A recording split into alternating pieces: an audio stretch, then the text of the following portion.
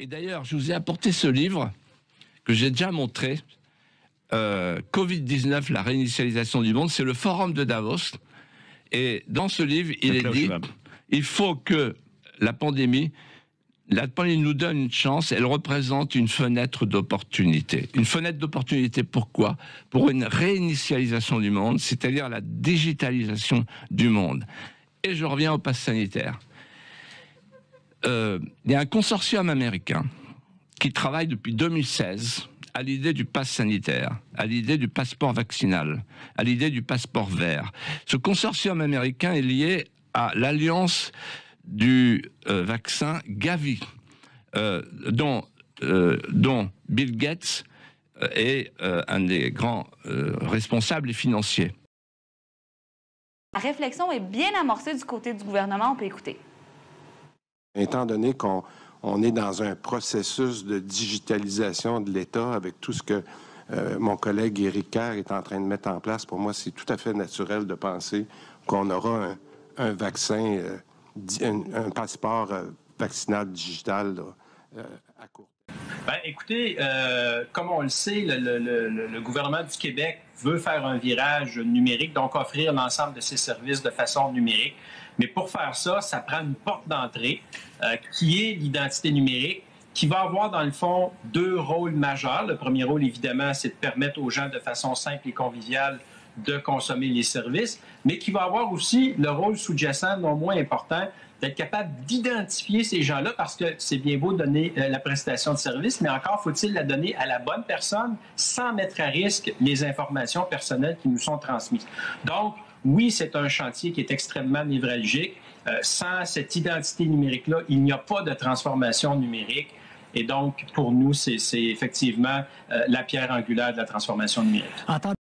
Ouais, donc, ça va certifier notre identité pour toutes nos activités citoyennes, qu'elles soient transigées avec le gouvernement, avec notre banque, si on est intercepté par un policier, prouver notre identité. Tout ça, ça va passer par cette identité numérique-là.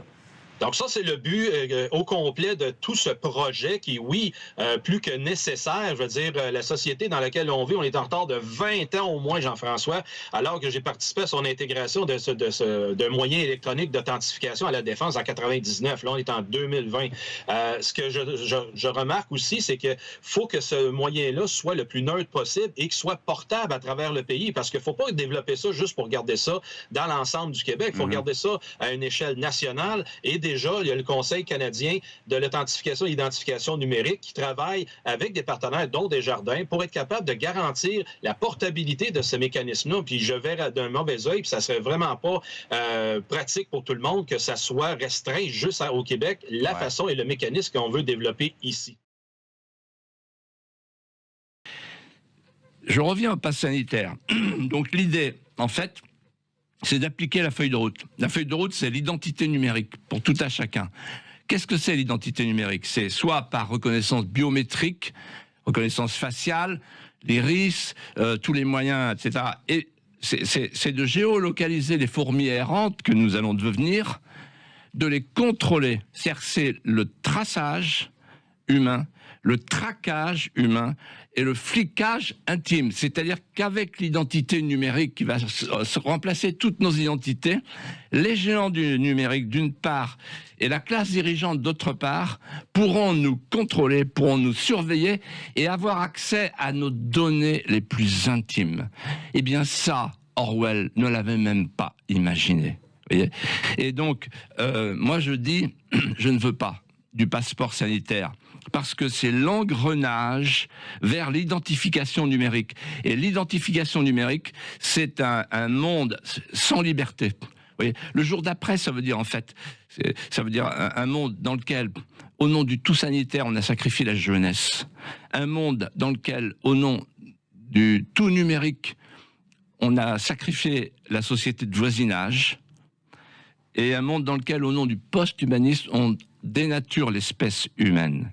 Et il y a des gens dans le monde qui savent tout ça, qui disent non, pas le pass sanitaire. Ce matin, il y avait une interview d'Eugénie Bastier dans le Figaro. Elle interviewe un Gaspard Koenig, je ne le connais pas, et il dit tout ça très bien. Donc il y a des gens qui savent ça.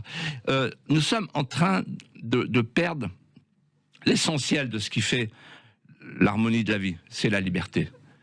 Ils sont en train de nous voler notre liberté.